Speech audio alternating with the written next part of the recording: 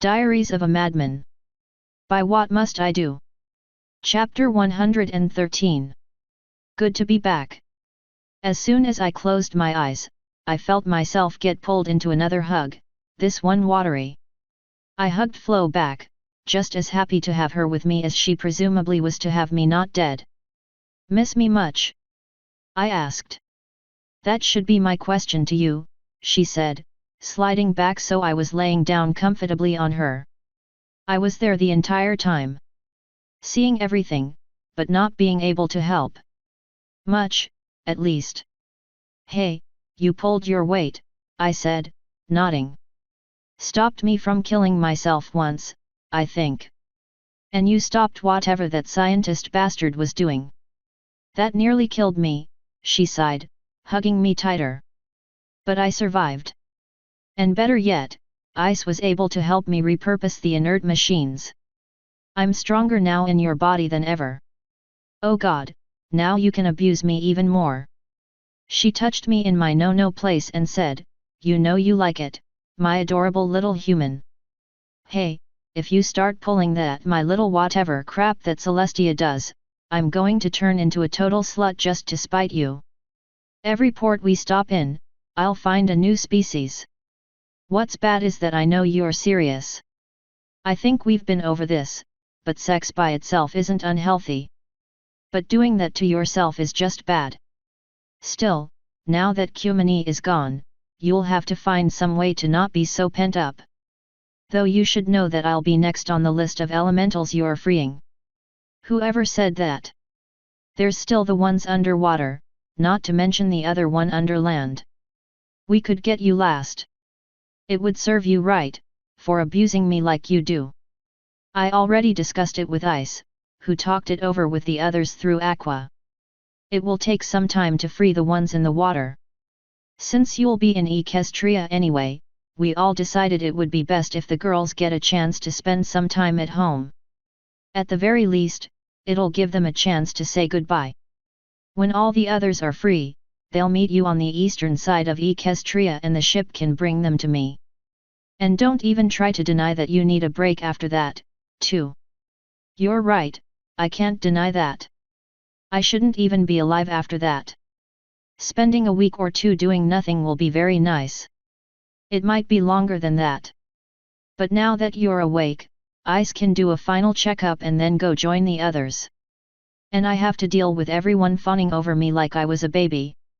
Again. Maybe you should stop getting into situations where you end up helpless, then. They all know you're tough, but after seeing someone carrying you back when you're covered in injuries, they'll start to think you're fragile. Especially when they remember that you're technically a woman now. Like it or not, most guys have an innate desire to protect girls. Unfortunately. It just means I'll have to smack some bitches around. Get back on my feet quickly, or whatever. And I definitely need to make sure Spike remembers I'm a guy and not a girl. Several parts of his story were worrying. And how do you propose to do that? She asked. Or better yet, why do you propose to do that? Until such time as a cure can be found, you're a girl. Isn't it better to just accept it instead of fighting it? No, no it's not. We've had this conversation before, I believe. And the why is relatively simple. Spike's still young. You saw how he reacted after fucking Gilda. I don't want him to get it in his mind that fucking me might be better since I'm a good friend. That would end up rather awkwardly if he realizes he can't do the whole friends with benefits thing, not that I'd really want to fuck him anyway. I knew him when he was just a kid, after all, and that would seem really, really fucked up. So I need to make sure he remembers that I'm a guy. So once again, how do you propose to do this? Well, first things first, I need to spank him for reading my journals. He didn't seem to like Gilda being dominating, so hopefully he won't like it when I do it. That seems like the opposite of a good idea, Flo said, distaste evident in her voice. It also reminds him that lying to me doesn't work and reading my journals is a bad fucking idea. I can't just let him get away with it. After that, I don't really know what else I can do. I'm already going to be fucking mares. I can't really stop wearing girly clothing, since the panties are the only underwear I have and most of what I wear chafes if I don't have those on. My boobs aren't too big, but I need at least some support for them, too. So I'm open to suggestions. You could cut your hair, though that might not be the best idea, given your plant-like status. Exercising wouldn't work, since I don't think you can really grow buff. Getting into another relationship might work, but there's really not any girls on board that would be good for you. Are you saying that as a mom or as a form of advice? Either way, the point is true. Despite what you promised Taya, Fluttershy would be a poor decision. She would love you, yes, but she would stifle you. Try to change you. You would come to despise her. And of course, the guards and the crew are off limits. Applejack doesn't like you. I don't think I need to explain the other mares. There's Cod and Gilda, but I think you'd have problems handling Gilda in the long run, and I think Spider is there to stay with Cod. So relationships are out, not that I really mind. What else is there? Keep trying to get him laid. Sounds fun to me. Bet we can find a sleazy bar or nightclub when we drop the miners off. Maybe I can bring some of the others, too. Lord knows I'm feeling pent up after so long. Just remember that before you do any of that, you need to spend a lot of time with Taya. I can give you all the bliss you need, now that multiple orgasms won't be as problematic, so there's no excuse for you to neglect her anymore. Especially after what you both just went through. That was certainly one of my plans. I'm definitely going to have some explaining to do. How much do you think I should tell them? Nothing. Save it for Celestia. Ice was horrified when I showed him some of what occurred. I don't think most of the ponies could handle it. I'll tell Taya some. Not much, but some. She wouldn't let me get away with saying nothing, after all. But yes, I definitely need to tell Celestia to drop the sun on that place. Are you sure that's wise? If you do end up bringing more humans back, they might be able to glean some important information from that place. If they could fucking survive.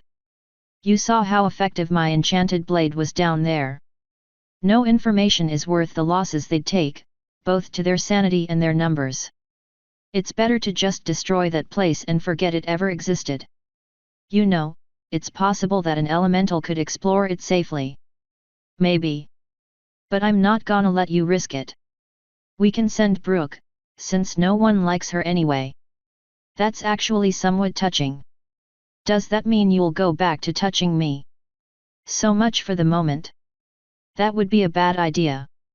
Remember, you're in a bed with Taya and Spike. Do you really want to get off with both of them there? Because Spike's already poking you with a sleep boner. If he smells you getting off, bad things might happen. Well, it would be fun in the short term. But getting fucked in front of Taya would be awkward, especially when I have to kick Spike's ass afterwards. Anyway, I guess we can hold off the destruction of that place for now. But I'm still going to tell Celestia what happened with it so she knows not to send anyone down there. Of course. She'll need to make sure Crabapple doesn't sell the location to anyone else, after all. Things fell silent, after that. I guess neither of us could really think of anything more that absolutely needed to be said. The obvious elephant was still in the room, but I think by that point, we both knew how reluctant I would be to ever really discuss what happened. All I really needed was time. She knew me well enough by that point to realize it. So we just laid together in silence, watching the passing clouds of the glade. The next morning, I woke up to both of my arms feeling very asleep. A pony was curled up around one, holding it very tightly. On the other side, a dragon was holding me, not giving my arm any room to move. As tempting as it was to slowly pull myself free and see if I could get them to cuddle together without me, I had a feeling it would be a bad idea. Since Taya was looking far too cute to disturb, I started flinching the arm closer to Spike instead. Both of his arms were wrapped around my body, holding onto me, so any movements would definitely be noticeable. After about 15 seconds, he started making some noises. Figuring I was on the right track, I started moving faster. Half a minute later, he moaned and jerked, waking up. When he flinched, I felt something push into my leg, and that's when I realized I had been rubbing his dragon pride. Him jerking was him humping. Once I figured out what I had been doing, I immediately stopped. He groaned and whispered, "Keep going." My face slowly turned to meet his disbelief in my eyes. His eyes were closed, and that's when I figured he was probably still asleep. Either way, I was done playing that game, and ripped my arm up and away, carefully bludgeoning him off the bed. It felt awkward as fuck with my arm completely asleep, but he fell off just the same. Once he hit the floor, he shot upright, looking around. What? He coughed, turning to me. "Oh, Nav. I was just dreaming about you," he said with a pleased smile.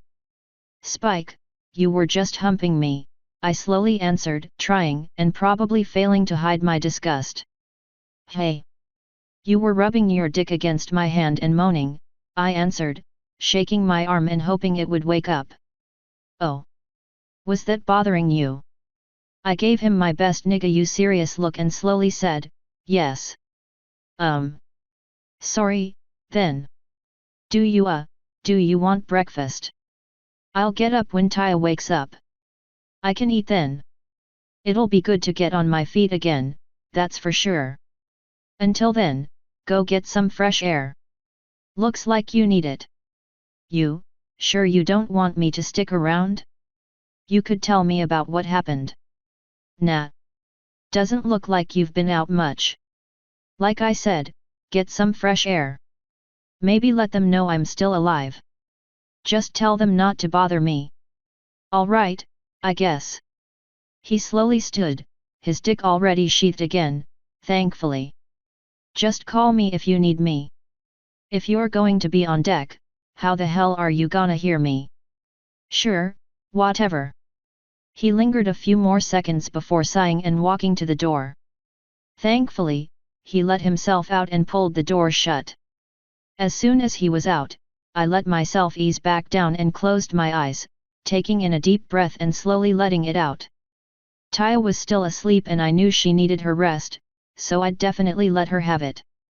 Honestly, I was in no hurry to get out of bed anyway. It was warm, my body was tired and in pain, Taya was looking really adorable, and I think Flo was probably dosing me with some kind of lazy mind drug. She denies and resents my claim, for what it's worth. Unfortunately, I have terrible friends. My eyes were closed and I was trying my best to drift back off when I heard my door very quietly ease open. Since I knew there wouldn't be anything threatening, I decided to just stay as I was.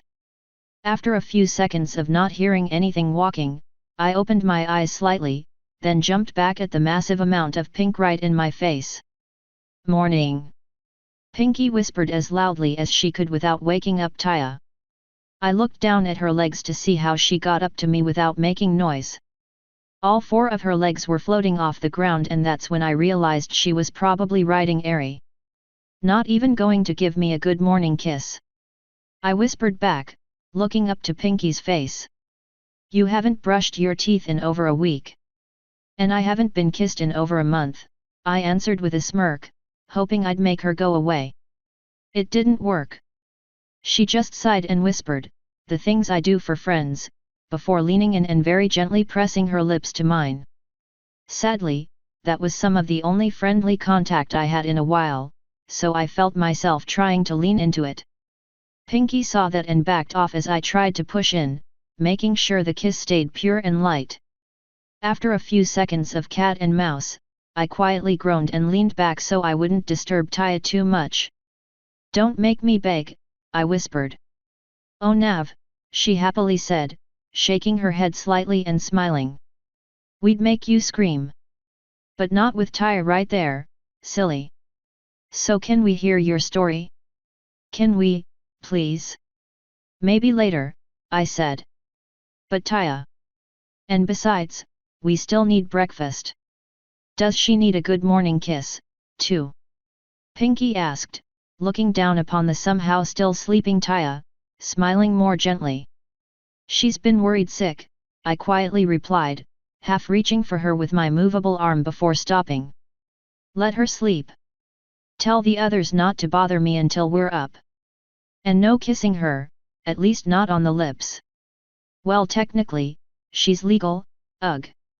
The one thing I don't like about Equestria's laws. Out, Pinky. Ah. Well, that just gives me more time to make you a super special breakfast. She giggled and Aries started flying out, though Pinky's tail was flapping a lot more than it should have been. Of course, I made sure to get a nice view. And then that was that. She made sure we weren't bothered again, which meant Taya could actually sleep in. Since I'm a bad person that can't enjoy the little things in life, I had Flo put me back under so I could play with some dreams. It seemed Dash was still asleep, so I made sure to turn her innocent dreams of joining the Wonderbolts into a massive orgy, though sadly I left before I could get involved. It took Taya's lazy ass nearly an hour to wake up. My body probably needed the rest, since I had been up by magic for so long and because of all the damage I had taken, but I really wanted to talk with Watcher and learn where we were and what we were doing. Well, more specifically then on the way to Equestria for some R&R. When she did wake up, she began hugging me around my body instead of just my arm. Daddy, she whispered. At that point, Flo had already woken me up again, so I was alert and whatever. Yes, dear. I quietly asked, hugging her back with the arm that wasn't asleep. I missed you so much, she practically wailed, holding me even tighter. Oh boy, didn't see this one coming. I missed you too, Taya, I softly replied, rubbing at her back again. So much. What happened? She asked, looking up at me. While you were dealing with undead up above, I had my own undead infestation down below. Oh, and remind me to punch Watcher. The dead do not haunt mines. They most definitely haunt places, and that bunker was hellishly haunted. So, what actually happened? You were hurt. I'll tell you later, Taya. I promise. But I feel like I haven't eaten in weeks and I definitely need a shower. No. Spike made sure you stayed clean. He said he had practice, from the monkey place. How nice of him, I sarcastically said, wondering what he did to me when I was either out of it or fawning over him because of Ava. The point remains that I need food. I also need to get checked up by Ice, Zecora, and maybe Athena. I need to tell someone what happened, get some of this off my chest. But can you wait a few hours? Okay, Daddy. But you're going to tell me? Yes, I am. Now, can you let me up? I think it's about time I got on my feet. She hugged tighter for a second or two before relaxing and moving, hopping down off the bed. I slowly sat up, testing my body to see how it would react. It seemed to be going good, so I started stretching my cramped body. The arm she was hugging felt like pins and needles since it was just waking up again, but otherwise, it felt great to be moving. Once I stretched properly, I started doing my normal routine of popping stuff. Daddy, that habit is nasty, Taya said as I cracked my knuckles. Yeah, it sure is, I replied, nodding and continuing to pop stuff. But it's sadly necessary. When you get to be my age, you'll understand. She rolled her eyes, but didn't reply as I stood, finally letting the blanket fall off me. As I expected, there were a few bandages around my body, arms, and legs. I had no clue why, given that I could be healed by magic, but whatever. Aside from those, I was completely nude. TCH. No wonder Spike was holding me like that. Well, he was really worried about you, Taya said with a shrug. Is it bad that a friend wants you to feel comfortable? If I had a hot female friend, I'd probably be copping a few feels, too, I sighed, walking over to my drawers. I don't think he would do that. You're still, technically a boy, right? True enough. I pulled open one of the drawers and pulled something out. What do you think? I asked, holding up the panties. I'm feeling pink today. She looked at the pink, lacy panties somewhat dubiously before turning her unimpressed eyes back to me. Daddy, are you sure you're still a guy? Hey, I have the ghost of a married Russian woman in my head and I almost got turned into a sex slave for an undead priest. Excuse me for letting that warp some of my perceptions of what's normal. I snorted as I started putting the panties on, pulling them up my legs until they were snug around my body.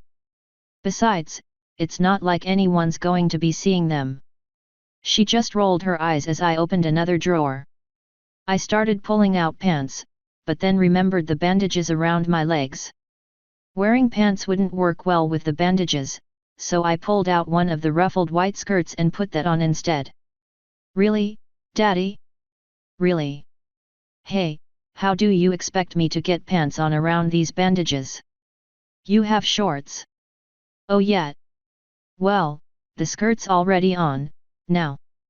I shrugged and pulled out one of my old shirts, modified to fit me. But once again, I remembered the bandages, so I sighed and put that one away, pulling out one of the blouses Rarity made. It was looser, after all. I set it aside and slipped on an annoying bra.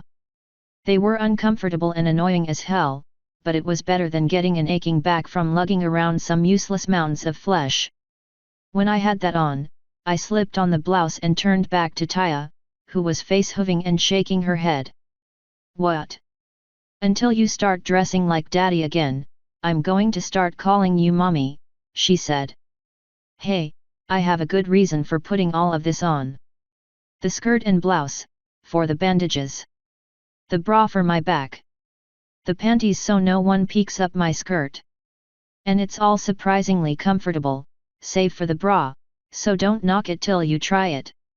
Mommy, are you asking me to play dress up with you? If you keep giving me lip, yes. I will march you right down to Rarity and have her design matching outfits for us. Don't think I won't. And don't think I forgot that you asked to start sleeping in here with me. That sounds like a perfect time for a slumber party, where I can teach you all about makeup and we can talk about boys. So keep calling me Mommy, go ahead. But don't be upset when I start acting like Mommy instead of Daddy. She grit her teeth and forced out, Fine, Daddy. That's a very pretty skirt you're wearing. Why thank you, Taya. Now, shall we go get breakfast? Her eyes rolled, but she nodded. I'm hungry anyway. And where's Spike? He was being weird, so I told him to fuck off.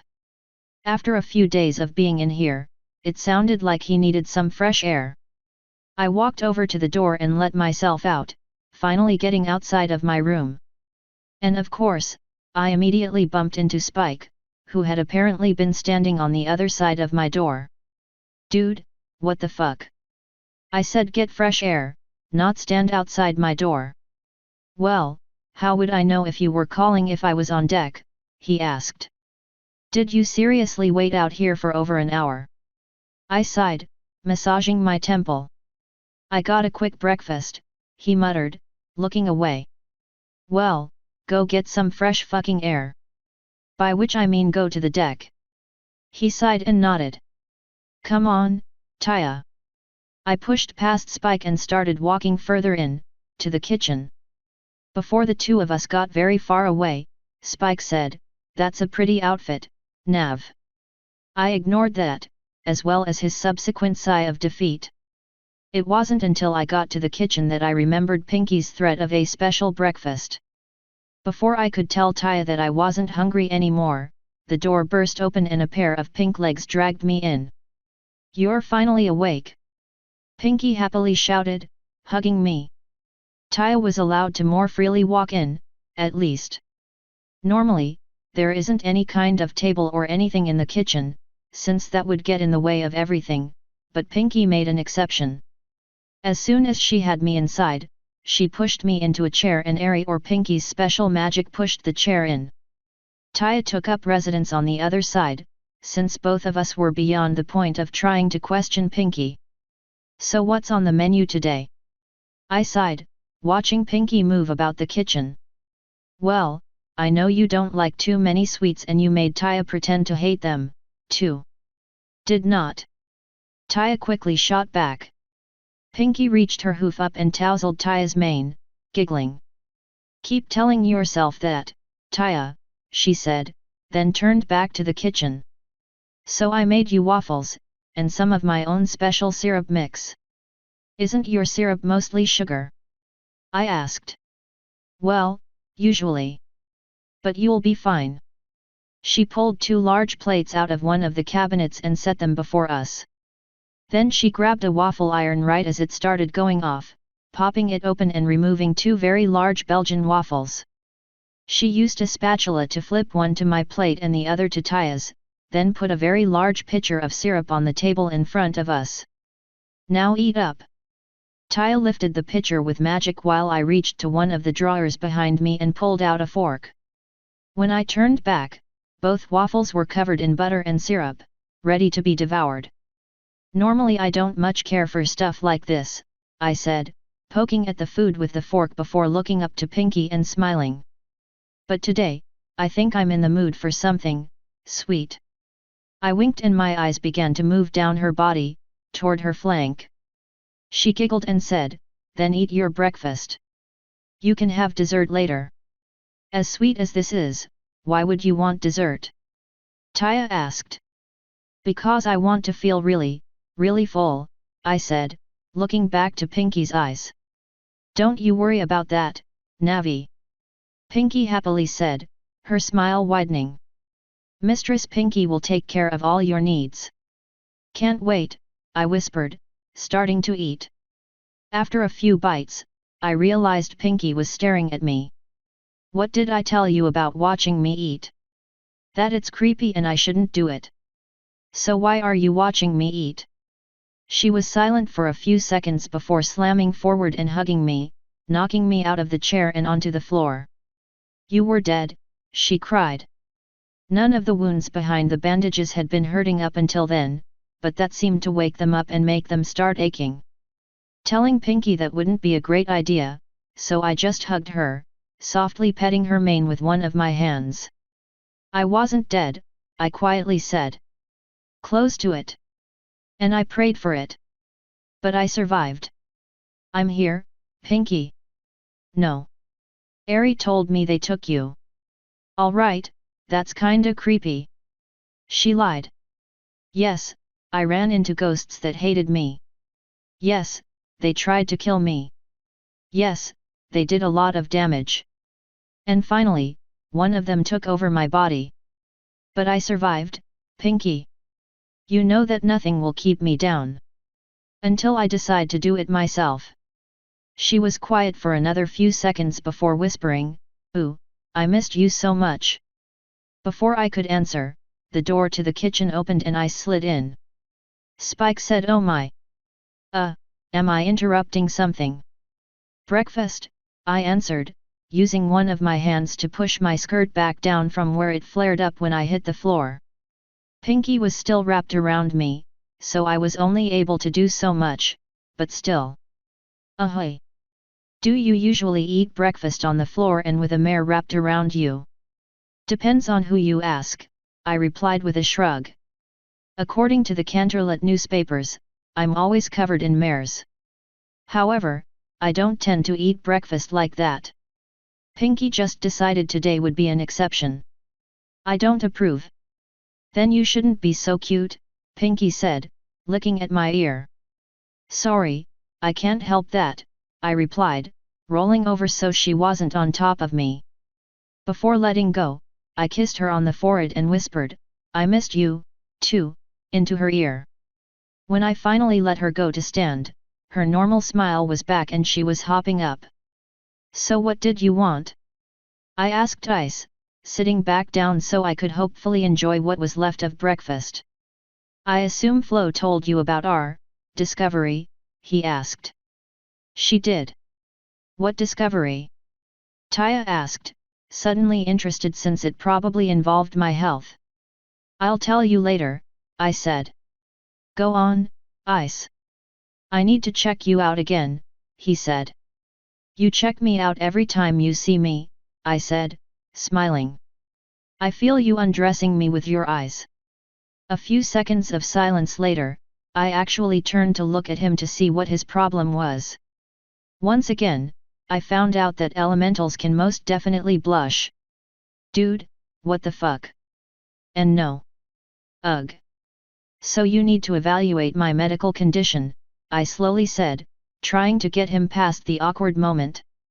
Yes. That. Say, I have a question for Flo. Ask her if it's possible for someone to have two elementals. She said no, I immediately answered. Now, if you would. Oh. Okay, I guess. I turned back to my breakfast as he flowed into me, sinking into my pores. It was a strange feeling, but I had been there and done that enough times for it not to bother me too much. After about a minute of being inside me, he oozed back out. Everything checks out, he said. Good. Pinky, you got any more of these kick-ass waffles? Flo usually needs plenty of materials to fix me up, and she's had to do a lot of fixing. That's not necessary, Ice hastily said. Now that you're conscious, the damage can probably be healed by magic. Oh. Pinky, you got any more of those kick-ass waffles? They taste awesome and I'm still hungry. She giggled and snatched up my plate. Coming right up, Navi. Navi. Ice said. That's a nice nickname. That you aren't allowed to use, I said, leaning back in the chair. Oh. But then, neither is Pinky. She just does it anyway, I said with a shrug. So I'm good and healed. Flo told me you'd be leaving after you checked me over. Do you not want me to go? He asked. I'm sure I can work something out.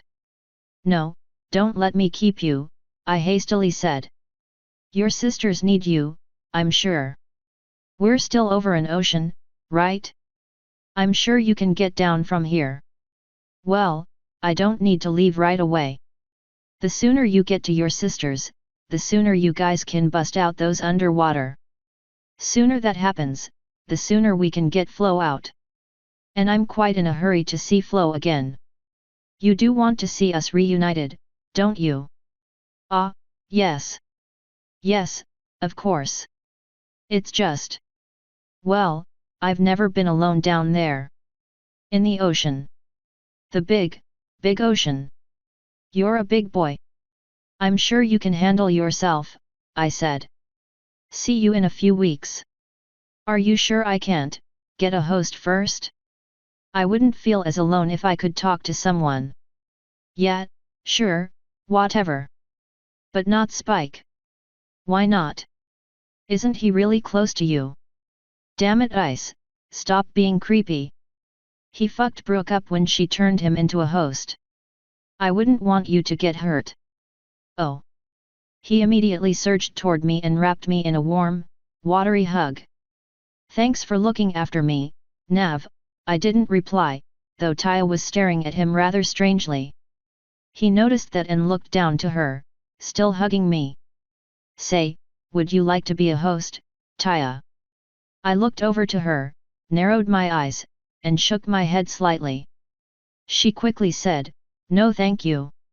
Daddy told me about it and I'm not ready for that. Ah. Are you sure? It's really fun. She's quite sure, I said as Pinky put the plate back in front of me, once again covered in a waffle. Thank you, Pinks. I thrust my arms out of Ice's body and started pouring more syrup down. You'll have to find someone else. Okay, I guess. I can do that. He didn't go anywhere, though, just stood there hugging me. After a few bites, I sighed and regretfully asked, is there anything else you need? Well. If you get hugged, aren't you supposed to hug back? Pinky leapt forward and hugged the guy. He wasn't expecting it, so she seeped through his body and ended up hugging me through him. Yay, a twofer, she happily said after pulling her muzzle out of ice. Then she shoved her face back in and started blowing bubbles, making him actually giggle. I continued ignoring them, just eating. When I finished and neither had let go, in fact, they started talking about something that I wasn't paying attention to. I sighed, wondering where I had gone wrong in life. Daddy, you know they won't let go until you do it, right? Taya asked, just looking at me. I know, dear, I sighed. But if you give a mouse a cookie? Ooh, we're getting cookies. Pinky excitedly asked. But I can't eat, I said. Little help here, Taya? I asked, smiling at her. That smile disappeared when she hopped down, walked over, and started hugging me as well. Et2, dear. You know you like it, Daddy, she happily said, snuggling against me. Pinky, I need you to help me with something, I said. What with? She asked. First, a hug in payment. I turned as much as I could and hugged her, petting her mane a little. All right, now I need you to tickle Taya for me. Okay. Pinky released me and turned to Taya, a sharky grin upon her face. What? No. Taya had time to shout before Pinky's hooves were against Taya's sides, tickling her as best a pony could. Despite repeated tickling wars with me, Taya wasn't very resistant to tickles, so she quickly fell against Pinky's ministrations, leaving her on the floor with Pinky continuing to torture her. Ice was still hugging me, of course, so I finally hugged him. There, you got hugged back, I said. Now let me go. We've been over how I feel about hugs before. I thought you said you liked them. When I want them. But, that doesn't make any sense. I'm a woman now, Ice. I don't have to make sense. In fact, it would be against my gender's code to make sense. I'm sorry, but that's how it is. Isn't that sexist? He asked. Nah, I can't be sexist, I'm a woman. Only men can be sexist. So stop oppressing me, you cisgendered agent of the patriarchy. I don't know what that means. No one does. Back in my day, people got upset because there was nothing to be offended about, so they started inventing things to get pissed about. Not important. What is important is that you stop hugging me now. I let him go to show him how it's done. He sighed and released me. There. Now, you need to get going. All right, I guess. But I still don't understand why you don't want me to hug you. When you get to be my age, you'll understand, I said, nodding. I hope so. I'll try to find you before I leave, I guess. That's really not necessary, I hastily told him. I know, but I don't want you to worry. For now, I guess I can go look for a host. Ugh. Sure, whatever. He gave me one last look before leaving. I was too busy watching Pinky make Taya giggle, squeal, and writhe about on the floor to pay any attention to him, though. When he got out of the room, I patted Pinky on the back. That'll do for now, I told her. You did good. She hopped away from Taya, beaming at me. I got a lot of practice with Fluttershy. I bet. Thanks for breakfast, too. It was definitely worth eating. No problemo. It was fun to make. But it was kinda hard making sure the kitchen stayed empty for this long. So you two might wanna go. Don't have to tell me twice, I said, leaning down and picking Taya up. She was getting heavier and heavier, but she still wasn't so bad that I couldn't hold her for a few minutes, as long as I wasn't flying. See you later, Pinky. Taya pouted as I carried her out, which was really adorable and probably had the opposite effect that she wanted. As soon as we got out, she petulantly said, "You can put me down, Daddy. But you look so cute." Her eyes narrowed and she teleported to the floor. Well fine, if you're going to be like that. Let's go find Zecora, shall we? I took her silence as consent. The halls of the ship were relatively crowded with miners, though I assumed most of them were probably on the deck, enjoying the weather and possibly the sun. There were also a few guards out and about, all of whom surreptitiously watched me with smiles. I figured they were happy to see me up and about again. Or maybe they were watching to see if I'd give them an upskirt shot. We got to Zecora's pad fairly quickly. Her door was surprisingly open, so we let ourselves in. She was alone, thankfully. Got a minute? I asked her, leaning against the door frame. For you, I do, she answered, making me flinch slightly. Sorry, that was an accident. I trust that if you are out of bed and without your dragon at your side, you are feeling better. Your trust is well placed. I know I got possessed, but can you give me any other details? And is Ava gone for good? I know little of the dead. Possessions are difficult. Her active presence will probably haunt you no more. But passively, she looked me up and down, nodding. Passively, she already seems to be influencing you. Before this trip, would you have worn that? No, I wouldn't have. Fuck. Do you know what all the problems I'll have? She shook her head. It's impossible to say. I did not know this, Ava. It's possible you will just become more feminine. You might take on some of her other mannerisms. Is there any way to fight it? I sighed, not wanting to turn into a religious nut job again. Perhaps. She reached over to an alchemy set and grabbed a bottle full of some orange liquid. Drink this, she said, passing it to me. I shrugged and did so, forcing the horrid mixture down my throat. When I finished, I passed it back to her, coughing. Why is it always terrible? I groaned. That's how you know it's working, she said. Come by every day for a week to get more of it.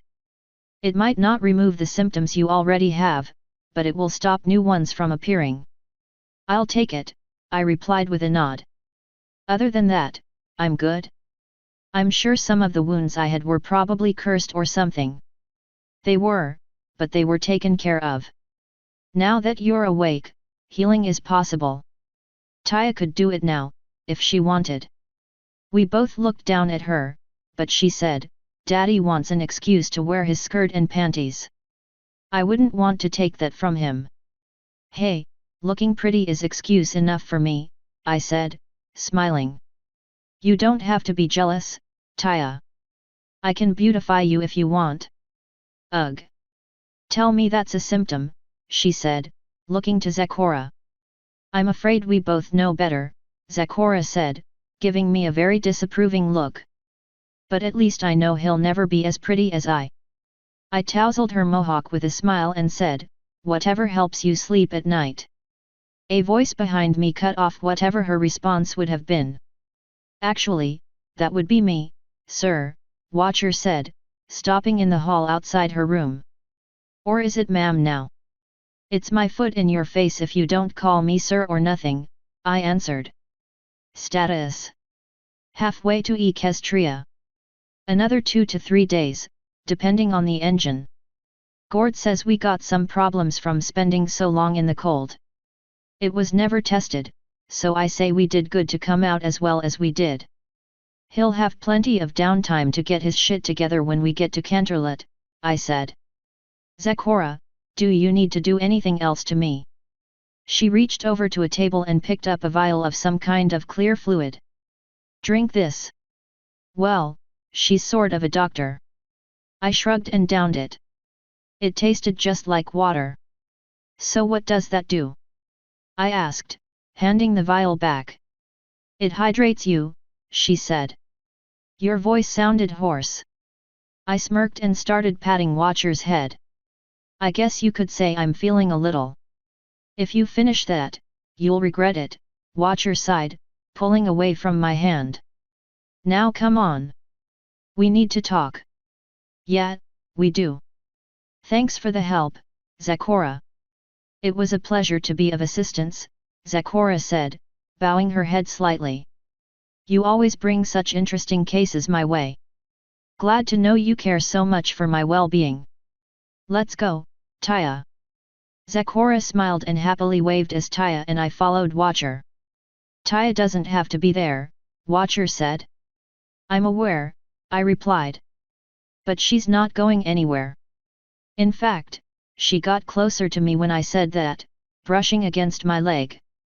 She was warm and fuzzy, so that didn't bother me any. We got to Watcher's pad quickly enough, since it was just a few doors down.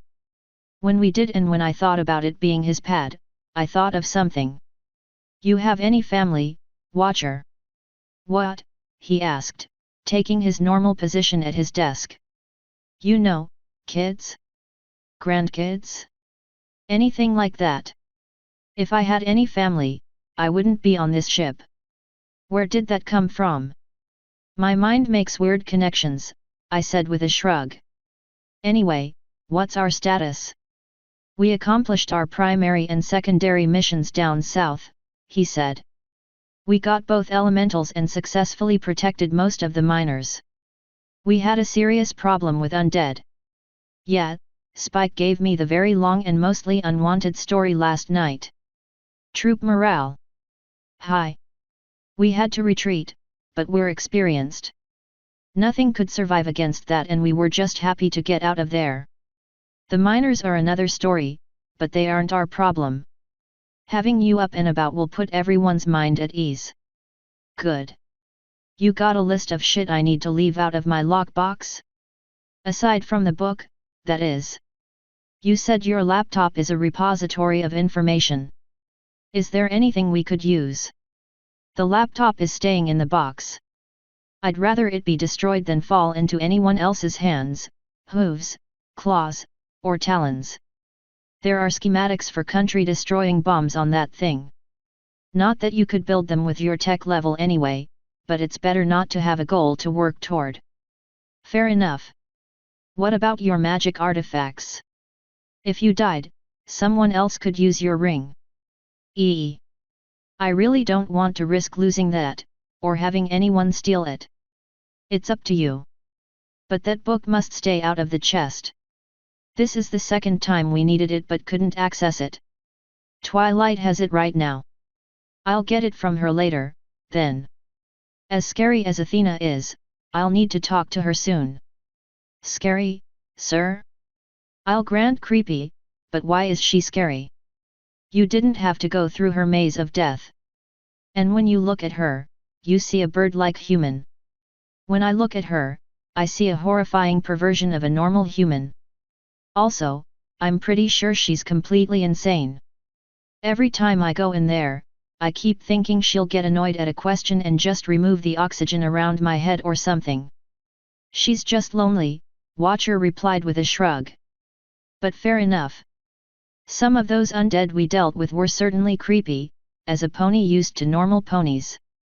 Now, about Spike, he stopped, seemingly uncertain how to go on.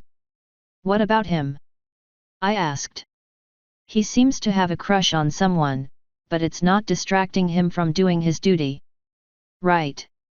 Someone, he said, making air quotes, which is weird as fuck to watch when hooves are involved. He rolled his eyes and continued, I meant more along the lines of his performance. He did a good job against the undead, but he needs to work on his discipline. I understand that there's only so much a non-dragon can teach a dragon about things of that nature, so I want to send him to Reginald when we get to Equestria. I'll talk to them about it, I said.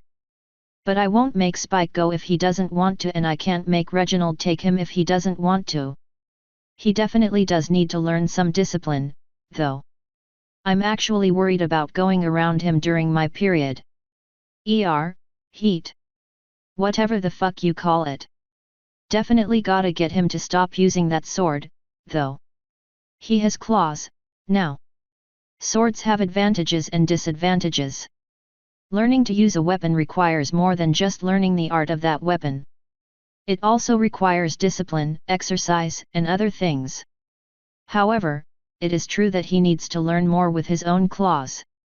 Now that Cumini is gone, the only training partners he could really use are you and the Naga. Hey, Spike's getting to be as strong or stronger than I am.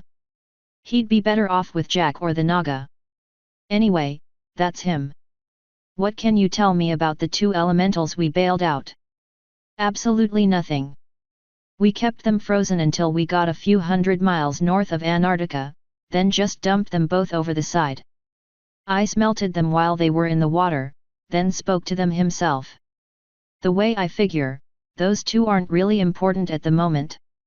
No hosts, no power, late to the party, and we didn't need to do any convincing since the numbers are already against them.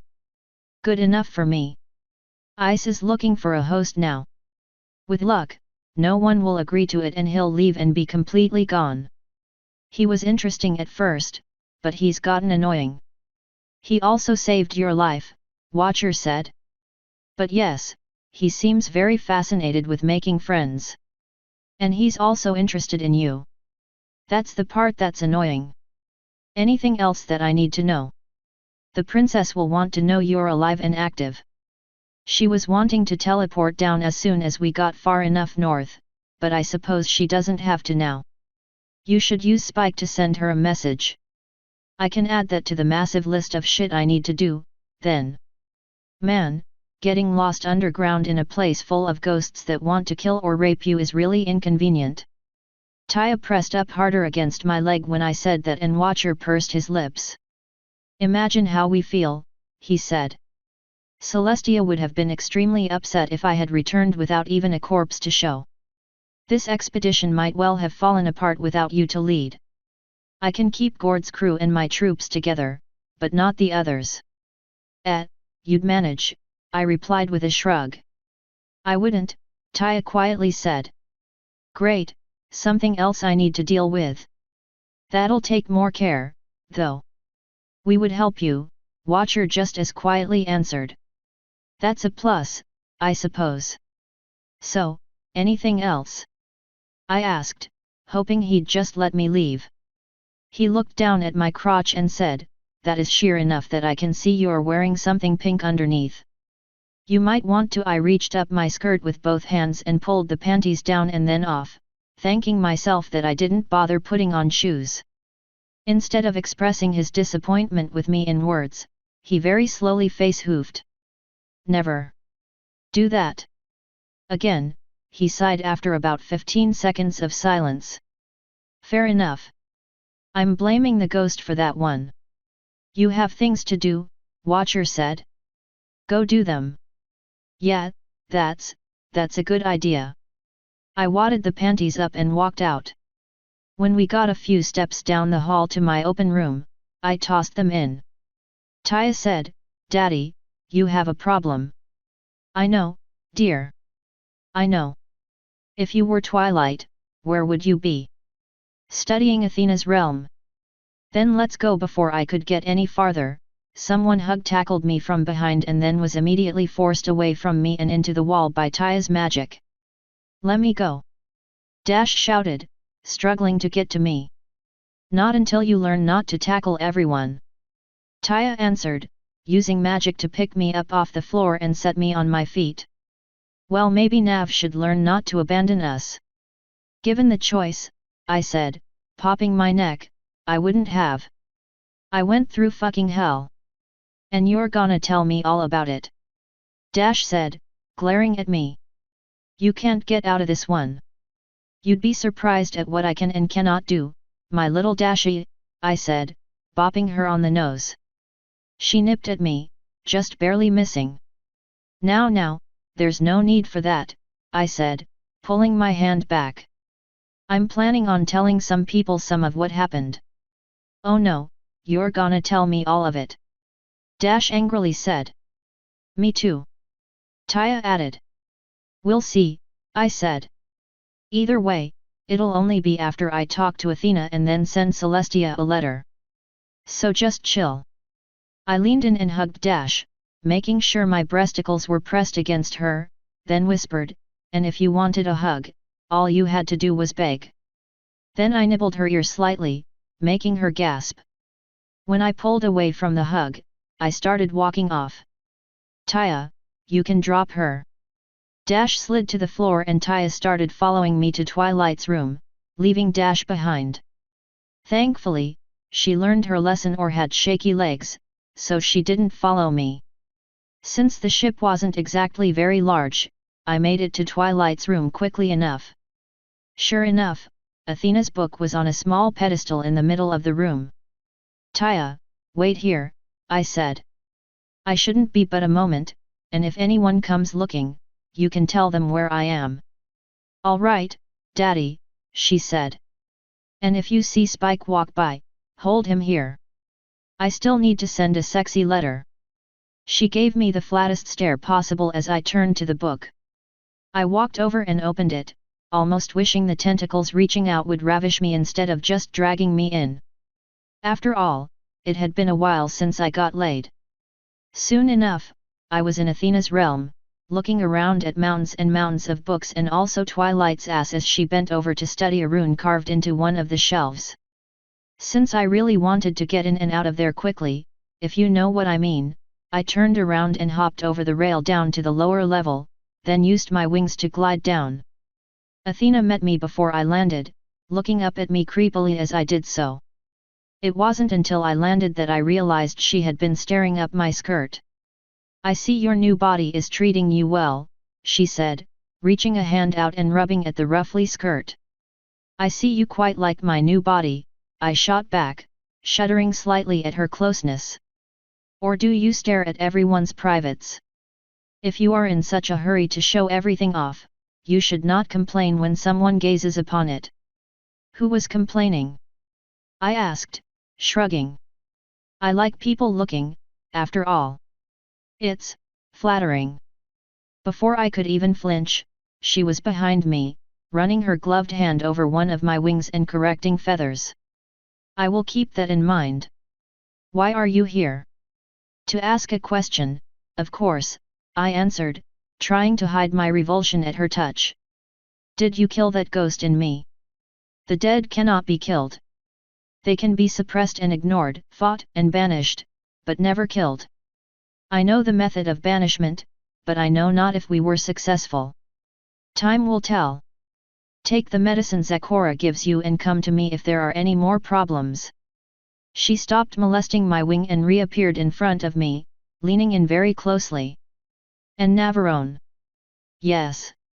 I asked, surreptitiously leaning away from her. Don't let Twilight in my world alone again. She is annoying. With that, she waved her hand slightly and I appeared right behind Twilight, presumably so I could remove her from the premises.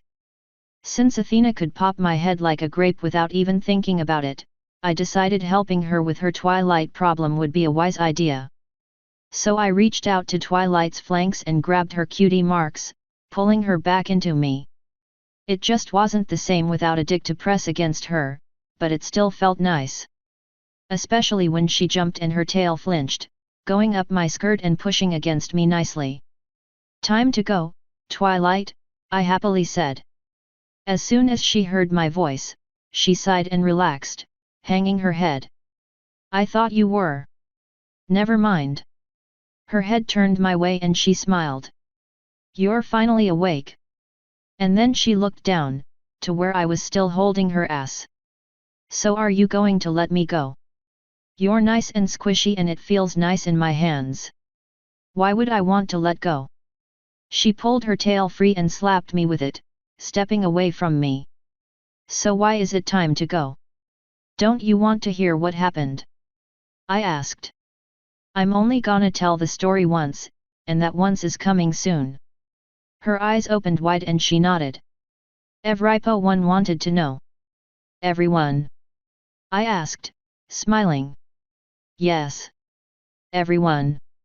Now let's go. She happily hopped over to the book, using magic to drag me along behind her. When we got there, she looked back and the smile instantly disappeared. Nav. Are you wearing anything under that skirt? Nope. I reached up to the book and opened it, dragging us both through.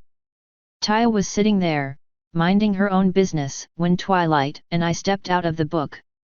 I picked the book up and said, well, Time to find Spike. Just got to send a quick letter, then I can finally get this demon off my chest. You ran into demons? Twilight asked. Figure of speech, I said, tousling her hair. But yes. Sort of. You got any paper I can use? Of course, she said, using magic to hand me some paper and a pen. I should probably also send the princess a letter. With everything that's been happening, I haven't even remembered to tell her you found another one of the elements. I did what now? I asked, using the pedestal the book had been on to write out a quick letter. You had the element of honesty in one of your pockets, Twilight said. Don't you remember? No. What else did I have? A broken flashlight, a weird metal collar around your neck, a letter in a language no one could read, even with a translation spell, and your weapons. Strange that you wouldn't remember finding the element. Did I have a rosary? At her look of confusion, I added, a cross. Another blank look. A necklace with beads in a shape like this. I made a cross with my fingers. No, nothing like that, she said, shaking her head. The only necklace you had was the element. Weird. And you said the flashlight was broken. She nodded. Completely shattered. I did a test on it to see what might have caused it. Whatever happened, it broke in the initial fall, or shortly after it. So I suppose it's a good thing wherever you were was lit up. What in the world? Right. What about the letter? Well, we sent it to Princess Celestia to see if she could decipher it. If Aqua and Ice couldn't do it, I figured nothing we could do would work. I'm sure she'll let you see it when we get to Canterlot. Yeah, probably. Well, my letter's finished. You ready? She blinked in surprise, looking at the paper I was now holding. How did you write while we were talking? I'm good at multitasking, I guess. Now hurry up. She rolled her eyes and started writing, which gave me a chance to look over my own letter. Dear Princess Sweet Cheeks, long time no see. Heard we're coming by for a visit, so I got a quick question for you. You want me to make you my personal pretty pony pet again? Pick one. Yes, maybe. Love, your master. Ready, Twilight said, making me look up. She was using magic to place a pen aside and roll up her scroll that was probably full of ass-kissing, like usual. Since I was going to try to pawn her off on someone else, I rolled mine up as well. Great. You feel like carrying mine and yours to Spike, then? I'm feeling kinda tired all of a sudden, so I should probably get back to my room. Oh, of course. Do you know where he is? I told him to go up to the deck. It looked like he needed some air. And can you talk to him? He's being weird again and I don't really know what to do with him. I noticed it too. I'll speak to him, I guess. But don't you start telling your story without me. Damn it. Then talk to him later. I want to get this damn story told. And don't invite anyone else. I don't want many people to know about this. Alright. I know it's probably painful for you, and I know you don't like talking about yourself in the first place. I'll see you in a few minutes, Nav. And definitely don't tell Spike. I don't need him all over me, awkwardly trying to comfort me. Then again, I don't need anyone doing that. I just said I wouldn't tell Enipo one. Now go on back to your room. You do look kinda pale. That's because I'm white, you racist bitch. See you in a few, then, I said, stepping out of her room. She and Taya both followed me, since my room was closer to the exit to the deck than hers. Dash was, of course, sitting right in front of my room, glaring at me as I approached. As soon as Taya and I entered, Dash followed us in and kicked the door shut. So get talkin', she demanded. Then her eyes saw the lacy pink panties on my floor and she started blushing. See something you like? I sensuously asked, running one of my fingers down her back. And no, she stammered, looking away. I'll remember you like pink and lacy things, I sweetly said, tossing Athena's book onto my dresser and sitting on my bed. When she looked up at me with a scandalized expression, I opened my legs so she could get a good view and then made a show of crossing them, making it look like an accident. Her mouth dropped, of course, and I giggled. Having a little trouble there, Dashi? I asked. Her ears flicked back and she started trying to look anywhere but me. Taya came to her rescue, sadly, and jumped up on my lap. Daddy, stop teasing her, she said. I don't know what you're talking about, dear, I said, petting her. I'm not doing a thing. TT then start talking. Dash said, regaining some of her bravado. Not quite yet, I told her. We still have one more guest joining us for my impromptu show. And Taya, not on the lap, please. I actually am feeling somewhat tired. She sighed and moved over onto the bed as I pulled my legs up and onto it, then scooched back so I could sit with my back against the wall and my legs up. That let me get a good view of everyone and allowed me to pull a blanket up. Comfortable? Taya asked. I patted the spot next to me and she hopped into it, happy to be close. I am now, I said, putting my arm over her shoulder and pulling her close. She's warm and comfortable to have nearby, so that was actually true. You want me on the other side? Dash asked, smirking. Depends. Are you a loving daughter that wants to see me get better? I asked. Well, I'm a loving daughter to someone. Though I haven't seen either of my parents in a while. You should do that when we get back. But there's not enough room up here, so Nat. Besides, I thought you liked being on the floor. She opened her mouth to angrily retort, but my door opened and Twilight walked in. Oh, Rainbow Dash. Nav, I thought you said. She already had permission, I told her, shrugging. Close the door and let's get started. I couldn't and didn't tell them everything, of course. There are, after all, some things that pony ears were just not meant to hear. That wouldn't stop me from telling Celestia, but that would have to wait. Of course, after I described the first vision, Dash and Twilight were both practically in my lap for trying to hug me. Taya had to summon me a magazine to slap them with every time they tried getting touchy-feely on me. Now, I know mares are extremely emotional and like to comfort or whatever, but hugs wouldn't make me feel better. Either way, it was a very riveting tale that none of the three of them probably should have heard. For better or worse, though, Taya didn't seem to much care about Ava and Artyom's fate and Dash wasn't that into the girly romance stuff. Twilight was more interested in why they were trying to escape to the suicidally cold place. It's good, because that was what I expected to be one of the most dramatic parts of what I told them. When I finally finished my little story, Twilight immediately said, Aqua says you didn't tell the whole story.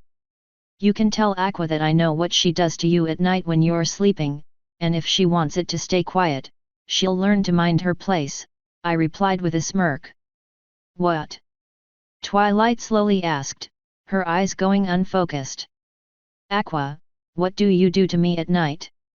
After a few seconds, I said, yeah, she would say that. Of course she doesn't want you to know. So what didn't you tell us, Mommy? Taya asked, pulling slightly on my skirt with her magic. Twilight and Dash smirked. Maybe I missed the part where I get you fitted for silk panties, I answered. Taya's ears flicked back and she looked away. Now girls, I'm tired, I said. I think we're still south of the equator and I was kept awake for far too long on magic. You mind letting me get some rest? I'm not gonna leave you alone, Dash quickly said. Not after that. What, scared? I asked. Her eyes narrowed and I knew I scored a hit. I'll be fine. I'm just tired and could really use some peace and quiet. It's still early, but for my first day back, it's been interesting. You're sure you're all right? Twilight asked. I probably never will be, I answered with a shrug. But you know I'm different, Twilight. I don't deal with my problems like a pony would. Yet, you don't deal with your problems. Dash said, jumping to her hooves and glaring at me. No, I deal with them like a human, I lied. We're different. Very different. And it's time for one of those differences. So please, out you all go. Before I could stop them, both Twilight and Rainbow Dash both stepped up to the bed and hugged me, adding their warmth to Taya's. It felt strangely nice, so I didn't mind returning the hugs. After a few seconds, they both pulled away, though Twilight actually backed off first. You're gonna tell us the full story later, though, Dash told me. We'll see, was my answer for that. There were several details I left out that wouldn't have ended well, like the butcher and almost being raped. I can always just get Aqua to tell me, Twilight said with a smile. I'm pretty sure Aqua agrees with Flo that there are some things that are better left unsaid, I replied. Now out, please. They sighed and said some pointless farewells before walking out, leaving me with Taya. I put my hand on her and said, you too, dear. What? I'm staying right here, Daddy. Taya, I'm going to touch myself in ways that you aren't allowed to see. So please, find something else to do for a few hours. I'm pent up and I need release, all right. Oh. She sighed and hopped off the bed. I'll see you later, Daddy. I love you, dear, I said as she walked out. She didn't reply, just closed the door. Am I a bad person for lying? I asked, sliding forward onto the bed so I was laying down. You're a bad person for a number of other reasons, Flo said. So you might as well add lying to the list. I'm glad to know you're so supportive of me, I sighed, resting my eyes. When a gentle knocking came at my door about half an hour later, I figured it was Spike coming to try to comfort me or some bullshit after hearing from Twilight what happened. As tempting as it was to tell whoever was there to fuck off, I instead chose to stay silent, hoping he or she would either think I was asleep or catch the hint.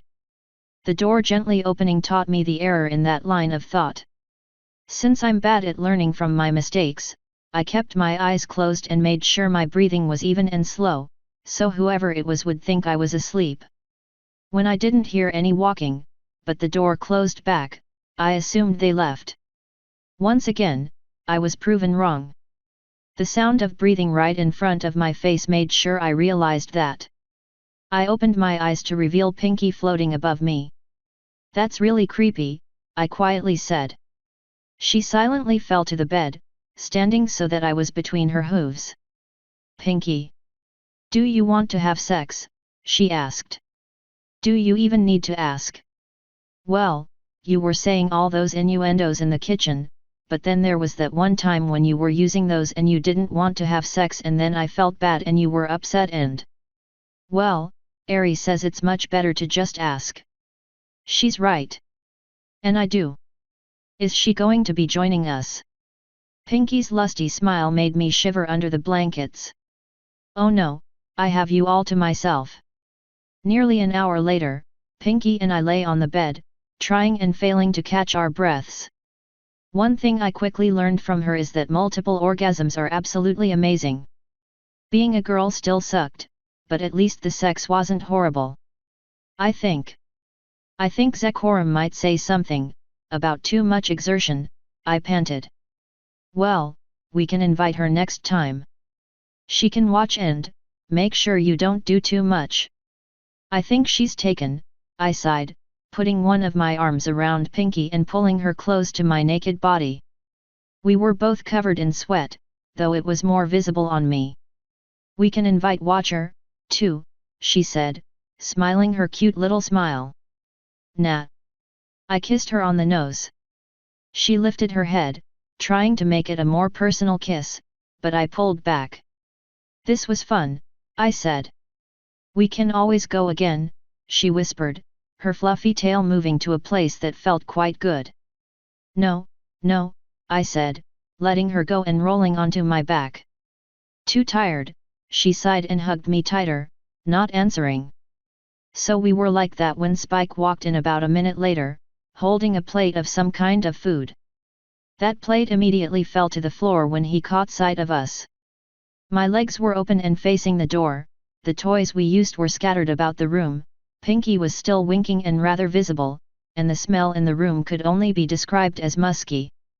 Needless to say, it was obvious we had sex. Pinky and I both looked up when the door opened, so we got to see the look on Spike's face very quickly change from one of joy to one of abject horror, followed by the food tray hitting the floor. By the time the clatter from that ceased, Pinky had the blankets over the two of us. So what do you need? I slowly asked, not really sure how to handle it. I mean, Spike had seen me naked plenty of times, but I don't think he had ever walked in on me like that. You? Pinky. Did you? Yep, I answered, nodding. His ear spines shot down. Several times. So what do you need? His mouth moved a few times, but nothing came out. When it finally looked like he was going to have some kind of success, my pretty little maid pushed past him. Master! You're finally awake. She jumped over to my bed and hugged me through the blanket. I smiled and rubbed her head, hugging her back. Sure am, Doppel. Sorry I didn't invite you, but Pinky didn't give me much of a choice. Oh, it's okay. There's always next time. Hey Spike, you just gonna stand there? The growing redness on his face made it seem that he really didn't know how to take what he was seeing. The growing redness between his legs meant a certain part of him did. Spike. She pointed down at it. His head slowly moved down to look at where she pointed. As soon as he realized he was getting hard, his face turned much more red and his head jerked back up. Both of his claws moved forward to cover himself and he turned away, trying to hide it. I have to go. With that, he dashed off toward his room. What has gotten into him recently? I quietly asked. He's a teenager, Pinky answered with a shrug. And you can definitely smell what we did. Given his dragon nose. Well, you're lucky he didn't just come in here and ravage you himself. Why me? I asked, almost dreading the answer. Because he likes you, Doppel answered. You're his best friend. I can always taste the happiness when he's around you. So he'd want to ravage you so you can both be happy. Weird. Well, let me up, Doppel. Someone has to clean up the mess he left. Thankfully, he didn't bring soup, but I still couldn't just leave it in front of the door. I'll get it, Master, she happily said, using her wings to buzz off me. That's my job, after all. And besides, she said, looking over her shoulder and smirking. I can tell you need the rest. Thanks, then, I said, leaning back. After so long of not being able to use her because of Cumini, I had forgotten what it was like to have a maid. To put it short, it was nice. Especially when she decided to flick her tail out of the way when she bent over to pick up Spike's mess. Yep, I thought to myself as I pulled Pinky in close under the blankets, both of us molesting Doppel with our eyes. It's good to be back.